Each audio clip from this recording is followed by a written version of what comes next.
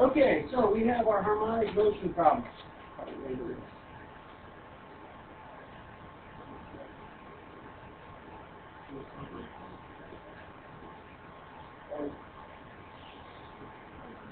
Now, we have a spring.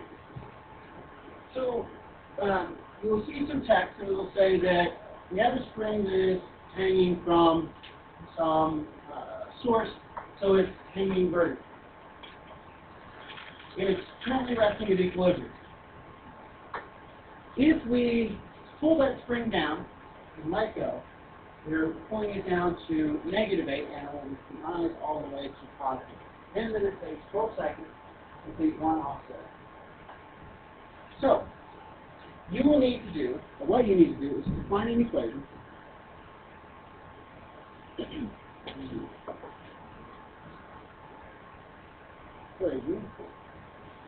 for y distance for e minus t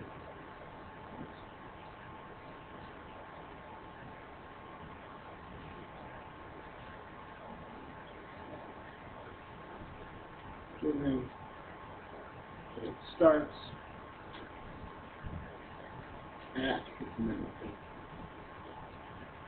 Alright, now, for a problem like this, or a pendulum problem, we really have some things set up already. Remember that when we did these, the first thing we said is we want to have our axes.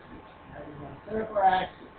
For a pendulum problem, it's going to be beneficial for us to say that our axes go through that point of equilibrium.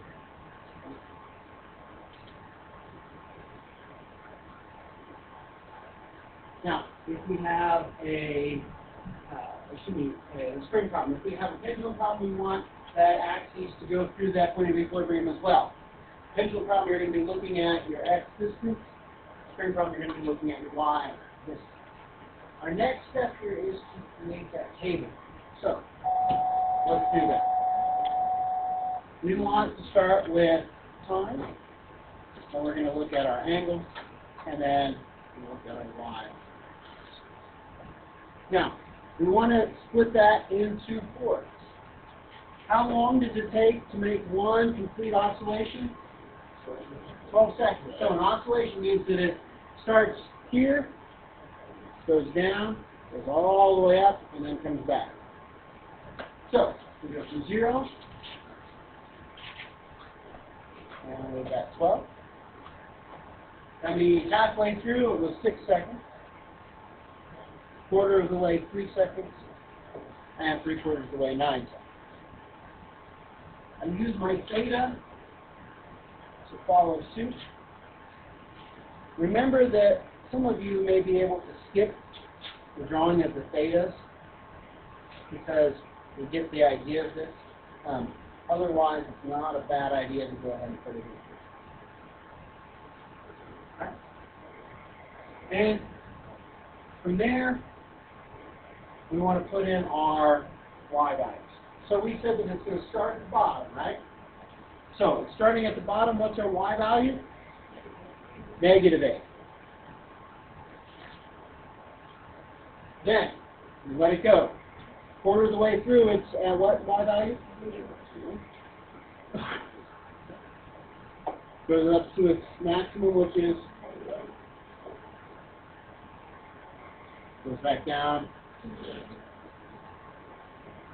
and all the way down. Alright, now, from there,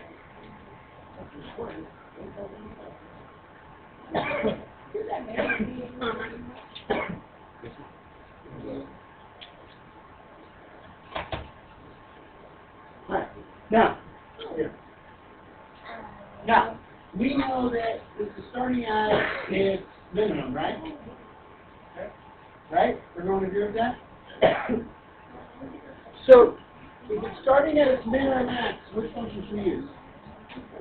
If it's starting at its min or max, we should use our cosine function, right? So,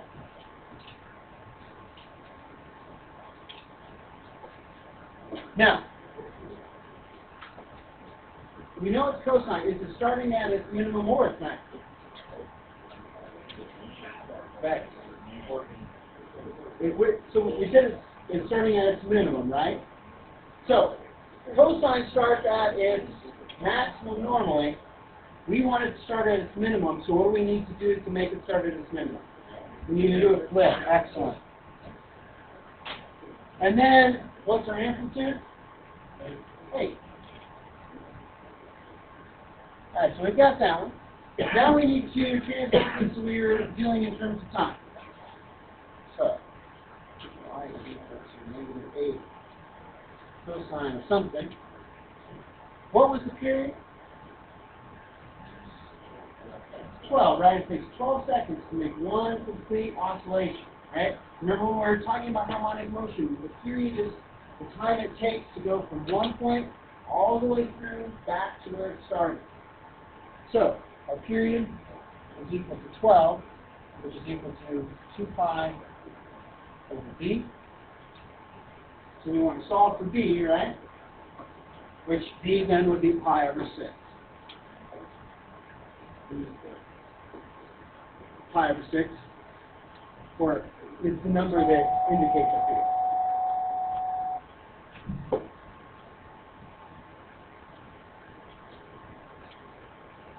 For that is our